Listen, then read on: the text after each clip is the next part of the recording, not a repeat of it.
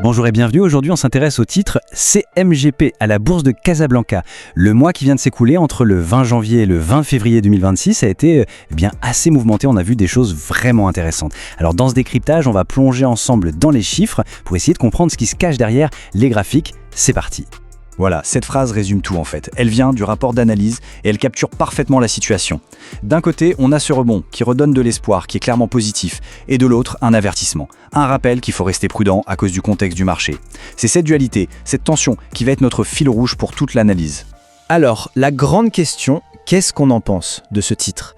Avant de se perdre dans tous les détails techniques, allons droit au but. Quelle est la conclusion, la recommandation principale qui ressort de cette étude? Le verdict, c'est un mélange d'optimisme et de stratégie. On voit que la tendance à court terme, elle est haussière, c'est une bonne nouvelle. La volatilité, elle, reste modérée, donc pas de panique.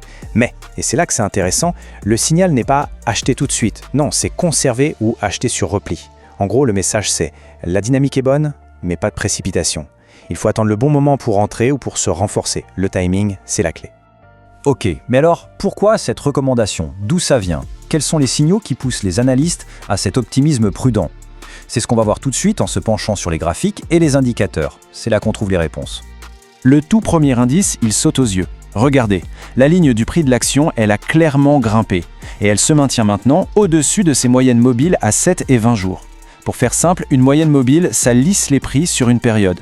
Et quand le prix passe au-dessus comme ça, c'est un signal technique classique qui montre que la pression des acheteurs est en train de prendre le dessus. Et ce n'est pas tout. Cette dynamique est confirmée par deux autres éléments vraiment importants.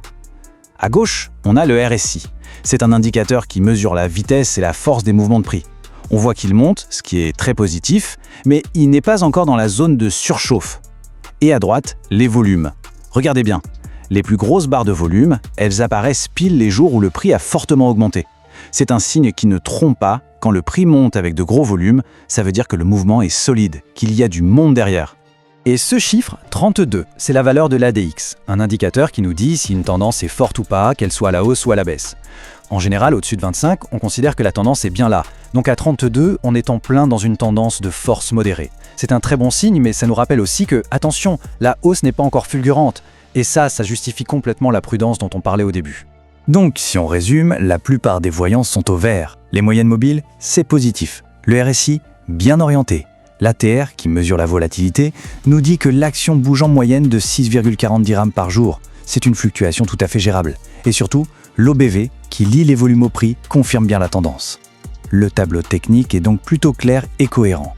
Bon, maintenant qu'on a posé le diagnostic, il faut passer au plan de jeu. Concrètement, comment on utilise ces informations pour anticiper la suite? Quels sont les niveaux de prix qu'il faut absolument avoir sur son radar? En fait, il y a deux grands scénarios qui se dessinent.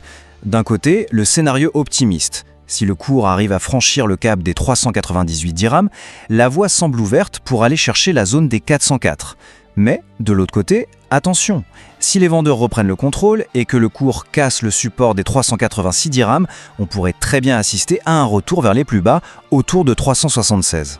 Et pour être encore plus précis, on peut utiliser les fameux niveaux de Fibonacci. Le niveau de 389 et 60 dirhams, on peut le voir comme la première ligne de défense pour les acheteurs. S'ils lâchent, le prochain rempart, c'est 384,40. Et du côté des objectifs à la hausse, on retrouve notre cible de 404 dirhams. Le fait que plusieurs outils nous donnent le même objectif, ça renforce la crédibilité de ce scénario haussier. Attention, une analyse technique, ça ne se fait jamais dans une bulle. Il faut toujours la replacer dans son contexte. Et le marché de Casablanca, il a ses petites particularités qu'il faut absolument connaître. Le point le plus important ici, c'est vraiment la faible liquidité. Ça veut dire quoi? Qu'il n'y a pas des tonnes de titres qui s'échangent chaque jour. Du coup, les signaux peuvent être un peu bruités, un peu moins fiables. Il faut donc être doublement vigilant. On note aussi ce fameux gap entre 376 et 380 dirhams. C'est une zone où le prix a littéralement sauté, sans transaction entre les deux. Ces trous de cotation agissent souvent comme des aimants, ou comme de solides zones de support si jamais le cours se mettait à baisser. Alors, en pratique, comment on fait? Comment aborder ce titre tout en gardant une bonne gestion du risque, en s'inspirant des recommandations du rapport? La stratégie qui est proposée ici est très disciplinée. Étape 1, on place un stop de protection juste en dessous du support clé de 386 dirhams. C'est la sortie de secours. Étape 2, on fixe des objectifs de gain sur les résistances qu'on a identifiées, 398 et 404. Et étape 3, on évalue. Et là, c'est très intéressant, on obtient un ratio risque-rendement d'environ 1 pour 2. En clair, le gain espéré est 2 fois plus grand que la perte maximale acceptée. C'est ça, une stratégie saine. Bien entendu, et c'est très important de le rappeler, tout ce qu'on vient de décortiquer ensemble, c'est une analyse de données. Ce n'est en aucun cas une recommandation d'achat ou de vente. Les marchés financiers, ça comporte des risques. Chaque décision d'investissement doit donc être personnelle et bien réfléchie. On termine donc avec la question à 1 million. Est-ce qu'on assiste à un simple rebond technique de court terme ou est-ce que c'est le début d'une nouvelle histoire, d'une tendance plus durable pour CMGP? La réponse, comme toujours en bourse, c'est le marché qui nous la donnera. Il va donc falloir surveiller de très près les niveaux qu'on a identifiés ensemble. Voilà pour ce décryptage du titre CMGP.